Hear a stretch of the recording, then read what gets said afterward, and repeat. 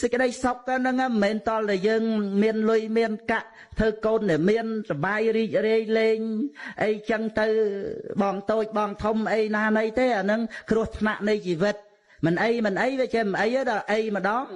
ងាប់បាត់ហើយឃើញទេចឹងហើយដូច្នេះយើងអាយុវែងអាយុខ្លីអីនឹងយ៉ាងណាឲ្យមកសបាយចិត្តជាមួយនឹងហៅថាអនិវច្ចសុខការងារដែលប្រសិជ្ជៈទោសធ្វើអ្វីឲ្យមានសតិស្មារតីនឹងឲ្យបានល្អ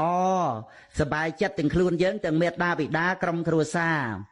ហើយជីវិតរបស់យើងវាមិនមែនតែឯងទេគឺវាតេតងអ្នករតីញាតិមិត្តបងប្អូនជាពិសេសឪពុកម្ដាយគ្រូបាអាចារ្យហើយយើងបានល្អទៅឃើញទេមេត្តាបិតាក៏គាត់សប្បាយចិត្តបងប្អូនអីរហូតដល់ទៅប្រទេសនគរទៀតនឹងឯងកិត្តិយសគេឈ្មោះប្រទេសនគរទៅទៀត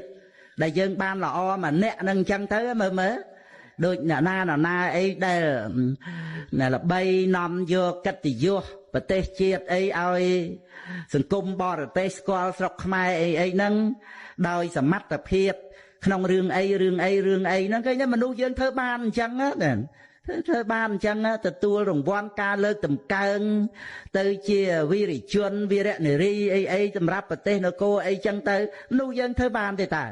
ហើយយើងវាមិនដល់ណាដល់ណីគ្រាន់តែយើងចេះគិតថាជីវិតយើងជាប់តាក់ទងអ្នកដទៃ